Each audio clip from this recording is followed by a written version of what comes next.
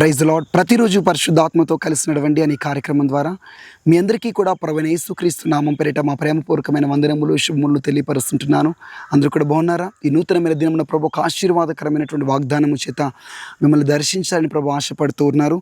యెషయా గ్రంథము 40వ అధ్యాయము 26వ వచనం. పాడైన స్థలములను బాగు చేయవాడను నేనే. ఆమెన్. హల్లెలూయా. నీ దేవుడు ఎవరంటే పాడైపోయిన స్థలములను మరలా బాగు చేస్తాను, మరలా వాటిని నిలబెడతాను, మరలా వాటిని సరిచేస్తానని ప్రభు చెప్తున్నాడు. మీకు కొన్ని రోజుల నుంచి ఇవే వాగ్దానములు మీకు విడుదలవుతున్నాయి.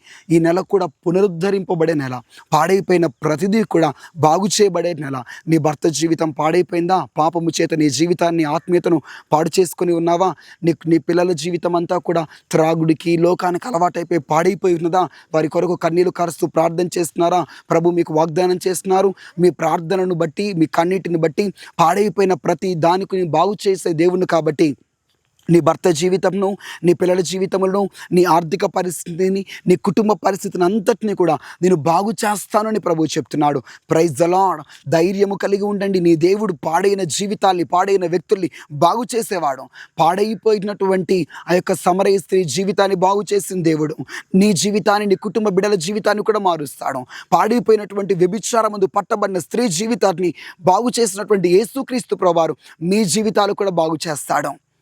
ఒకవేళ మీరు ఆర్థికంగా నష్టపోయి, మీ వ్యాపారంలోని మూతబడి, ఉద్యోగములలో నష్టము, ప్రతి దాంట్లో కూడా పాడైపోయిన జీవితాన్ని మీరు జీవిస్తున్నట్లయితే, నష్టమునే చూస్తున్నట్లయితే ప్రభు చెప్తున్నాడు, నేను బాగు చేస్తాను. ఏదైతే దెబ్బతిన్నదో, ఏదైతే నష్టపోయిందో, ఏదైతే పాడైపోయిందో దాన్ని మరలా బాగు చేసి, సరిచేసి మంచి స్థితిలో నిలబెడతాను. రికాంతోలా రందలా దిరిక్కారాబాక. నీ పిల్లలను దేవుడు మంచి స్థితిలో, వారిని బాగు చేసి మంచి స్థితిలో ఉంచుతాడు.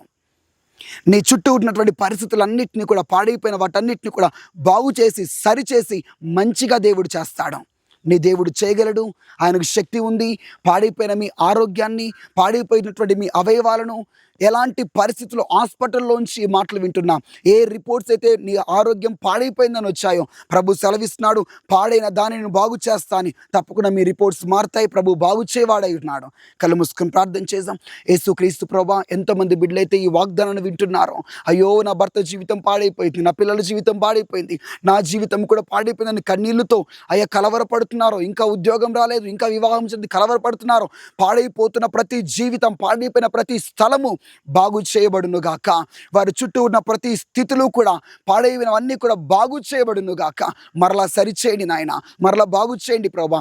ఎంతమంది హాస్పిటల్లో పడకల మీద ఉండి వాక్యం వింటున్నారో, వాగ్దానం వింటున్నారో, పాడైపోయిన వారి అవయవములు, కిడ్నీలు, లివర్స్, ఏ సమయంలో గుండె సమయం ఏది పాడైపోయినా అది మరలా ఆరోగ్యవంతంగా మార్చబడును గాక. స్వస్థత కలుగును గాక, విడుదల కలుగును గాక. యేసు నామములో ఇప్పుడే ప్రకటిస్తున్నాను. పాడైపోయిన ప్రతి దాన్ని బాగు చేసి ఆశీర్వదించమని యేసు నామములో అడుగుచున్నాం తండ్రి.